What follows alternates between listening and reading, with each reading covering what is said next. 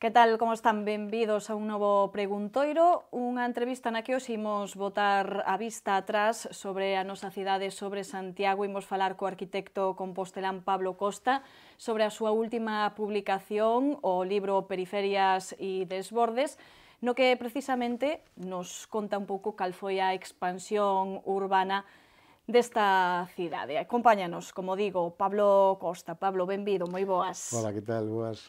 Falamos deste último libro, foi presentado onte pola tarde mesmo, e xa temos que falar de outra publicación anterior, que era La ciudad heredada. Antes de meternos en materia, en contidos, quería eu preguntarlle se aínda nos queda, ou se aínda lle queda, moito máis que contar sobre Santiago, porque é unha cidade pequena, pero esconde moito polo que vemos, non? Sí, no, vamos a ver, como calqueira cidade milenaria ten moito que contar. De feito, cando no ano 84 fixemos o expediente para declarar a Santiago Patrimonio da Humanidade, xa nos decatamos daquela que, digamos, que a biografía que había sobre a cidade era absolutamente, vamos, innumerable, non? A multitud de traballos, artigos, publicacións, en fin, de todo, non? E o que pasa é que tamén nos decatamos dunha cuestión fundamental, que se falaba sobre todo de, digamos, de edificios, de autores, de estilos, en definitiva falábase de pedra, non? De historia, non? Pero sobre o século XIX, comparativamente falando, e xa moito menos no século XX, pois apenas había publicado cousas, e as cousas que estabanse a publicar en aquel momento as facía o Colexio de Cidades de Arquitectos de Galicia e as comisións de cultura, ás cuales eu tuve, digamos, a honra de pertencer, né? E a partir de aí, bueno, pues foi un pouco por curiosidade, fume metendo e, bueno, pues sale o resultado a isto. Moito máis? Sí, moito máis, vai haber moito máis, non? De feito, agora está no prelo pois, outro libro tamén que ten, digamos, a referencia a Santiago, pero con outro tipo de persoaxes, outro tipo de historias, non? Pois nesa investigación abárcase dende 1778 a 1950, neste libro do que falábamos de Periferias e Desbordes, abarca un pouco como foi medrando a cidade nos bordes da zona monumental, podemos dicir. De feito, hai un capítulo que é a Alameda, ese gran pulmón verde que coñecemos todos os composteláns. Que nos podería contar desa evolución da Alameda? Que non nos leve moito tempo, claro está, porque poderíamos estar falando horas, no, pero que podemos destacar deste parque do seu nacemento? Vamos a ver, a cuestión é que cando rematan na cidade as grandes intervencións eclesiásticas, cando se fixeron todas as transformacións maravillosas do mundo barroco, pois, digamos, o movimento ilustrado, o século da razón, o século iluminista, pois, digamos, hubo moitos troques, non? E un deles é que, digamos, a forma de entender o poder, a forma de exercelo, digamos, como se entendía, digamos, o beneficio social naquelas datas era moi diferente a etapas anteriores, non? Xa non estábamos a falar de, digamos, da rivalidade de monarcas e arcebispos en dotar a cidade con edificios para, bueno, pues para a religión, para a convivencia, para a acollida, para a ciencia, non. Estábamos falando de que había que organizar a cidade con outro tipo de principios, non? Entón, bueno, pues de repente se postulan aqueles principios de que había que implementar unha serie de estruturas de equipamento para a convivencia da veciñanza, había que organizar ensanchamentos residenciais para que a cidadanía vivir en outras condicións diferentes, e tamén había que, digamos, implementar unha serie de equipamentos e dotacións para que o conxunto da población galega disfrutara deles, que é a residencia de estudiantes. Na primeira etapa, Alameda, a segunda, en Sánchez, terceira, residencia de estudiantes, que é o xerme da cidade universitaria, OSE, Campus Sur, Campus Vida, en fin, ten moitos nomes, pero realmente os que somos de Santiago conocemos como residencia. Como a residencia. Iso ainda o escoitei eu moitas veces na miña casa, chamarlle residencia. Ademais, precisamente nese aspecto chamoume moito a atención que houve unha praza de touros no que hoxe coñecemos como Campus Vida. Sí, é curioso porque, vamos a ver, si o desenrolo do que é o espacio territorial que ocupa a actual Alameda foi pouco a pouco medrando e se construí ao longo de un século máis ou menos, non? Desde os primeiros proxectos de Cerveño para, digamos, o ámbito renacentista con frente a San Clemente ou a Portafexeira, logo a colonización do Castro de Santa Susana mantendo, digamos, a arboreda, vamos a dicir, originaria ou digamos, xa antiga. Bueno, pois, hubo un feito fundamental, a colonización de parte desa ladeira do Agro do Mendo para a Exposición Regional Galega de 1909. E aí descubriron un novo espacio que foi o Agro do Mendo e no futuro, a Sociedade de Amigos do País, de Santiago, pois, bueno, pensaron en facer primeiro instalacións deportivas e logo xa, digamos, polo pulo que tuveron os concellos de Galicia, digamos, organizacións no exterior como, digamos, o Centro Galego de Bos Aires ou de Montevideo, evidentemente, as diputacións galegas e demais, pois provocaron o nacemento de algo que era maravilloso naqueles tempos, que era unha dotación para que os estudiantes estuveran un espacio de convivencia formal que servira para, digamos, o estudo e para, en definitiva, formar a xuventude galega, que era un proxecto paradigmático en aquel entonces. Digamos, a residencia, desde o meu punto de vista, significa que as utopías tamén poden ser conquistadas e que os sonos moitas veces se poden construir. Se falamos do que é agora o ensanche, como foi evolucionando ata que chegamos, pois podemos ir pasando por Montero Ríos, pola Rúa do Hórreo, pola cidade Xardín, que lle chamábamos por onde está a Rosaleda, para ubicarnos. Como foi evolucionando toda esa zona cara a ese outro lado? Bueno, o ensanche, como casi todo en esta cidade, foi de un pensamento moi lento. De feito, digamos, os primeiros ensanchamentos residenciais se producen o abeiro digamos, baixo o abrigo dos seus tradicionais rueiros, non? Digamos que cando eses camiños tradicionais que lanzaban a cidade co territorio e se enraizaban no paisaxe, deixaban entre medias espacios productivos que no seu día pensaron, bueno, por que non complementar, digamos, as infraestructuras do borde e enchemos ese espacio con novas rúas, digamos, edificios, etc. E os ensanches son a consecuencia directa da falta de habitabilidade que había e de condicións higiénicas que tiña a cidade antigua, que era o núcleo, o que digamos, nos meus tempos chamábamos o pueblo, non? Que era o espacio antigamente cercado por unha muralla e que realmente había que abrir a poboación hacia o exterior.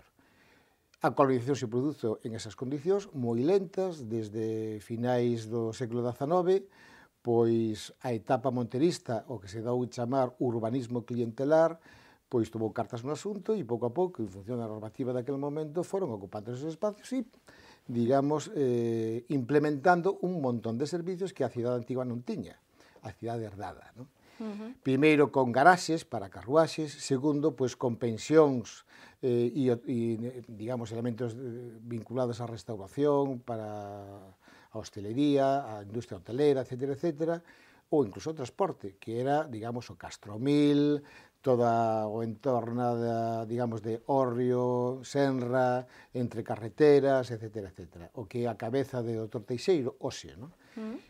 Foron facendo os solares, as antiguas parcelas que se dedicaban antes a cultivos, pois abrían calles e as antigas límites se convertían en solares. Esos solares se levantaban edificacións con moitos estilos diferentes daquela época, e iso se mantuvo así hasta os anos 60. Ca eclosión, digamos, inmobiliaria especulativa dos anos 70, todo se rachou. digamos, edificios de baixo e 2 plantas con porche, digamos, con soportal, e con fondo determinado, pois se convertiron en edificios de 25 metros de fondo, pois 10 plantas de altura, etcétera, etcétera. E aí veu o ensanche, que é o estreite que hoxe conocimos, pero vamos, parte del ten as raíces que aínda se poden ver hoxe no Hórreo, na Senra, Carreiro do Conde, etcétera, etcétera. Digamos que, como calquera cidade vai evolucionando, unhas veces para ben, outras veces pois non tan ben. Bueno, quedanos aí no ensanche aínda un núcleo que son as casas de Ramírez, precisamente nesa zona. Este ano e o ano pasado celebraron ou puxeron en auxe unha festa para celebrar os aniversarios do barrio. Este ano era máis de 55 anos que o datan precisamente nas casas de Ramírez. Hoxe en día, que significan esas casas no que a arquitectura da cidade? Desde o meu punto de vista, para mí teñen un significado moi determinado. Teñen dous significados, non? Curiosamente, esa é, digamos, unha intervención feita xusto despois da autarquía vivida na dictadura, curiosamente. Vivendas moi determinadas, para unhas determinadas capas sociais, etcétera, etcétera. Pero, sin embargo, é un símbolo, non? Digamos, é o que pudo ser e non foi o ensanche. E, digamos, o vestixio de que realmente pudo ser o que coñecemos hoxe de outra forma, non? E realmente é unha especie de oasis, entre comillas, non? Dentro de, digamos, de edificacións con outro tipo de calidade, digamos, arquitectónica e urbanística, por suposto, claro. Pois quedome con esa frase do que puido ser e non foi, porque ademais nese libro explicaba vostede algúns proxectos que estiveron en algún momento en riba da mesa e que ao final non foron, e que puideron ter cambiado a fisionomía que coñecemos hoxe de Santiago. Non sei se hai algo en concreto que nos puidera contar, de algo que puido ser de outra maneira. Sí, bueno, non sei se foi a intersección do Apóstol ou algunha alma en pena por aí, Veigas, ou como se pode chamar. Nos anos 30 hubo un proxecto feito, un proxecto feito por un arquitecto, como se di hoxe, de reconocido prestixio, que era Palacios, que fixo unha proposta, en aquel momento paradigmática, que era a famosa Rúa de Galicia. De forma similar a Rúa de Galicia de Vigo, non? Pero que aquí tiña unhas constantes diferentes, moi diferentes, non? Digamos, a topografía de implantación do trazado desa rúa implicaba ter un enlace entre a Porta Faxeira e directamente ca Praza do Obradoiro. E non era capaz de absorber as diferencias de cota que existe, por exemplo, na zona de San Clemente, no Inferniño, etc. De feito, Palacios, desde o meu punto de vista, estaba un pouco trabucado, porque pretendía construir esa rúa a imaxe de semellanza, por exemplo, de cidades alemanas, non?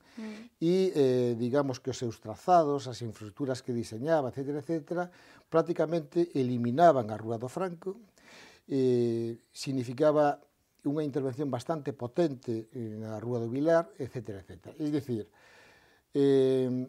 significaba rachar ca historia, non? E, bueno, pois nese momento non se fixo, as hortas non se foron ocupadas, os agros de barreira tampouco, e, bueno, pois realmente, bueno, foi unha sorte, non?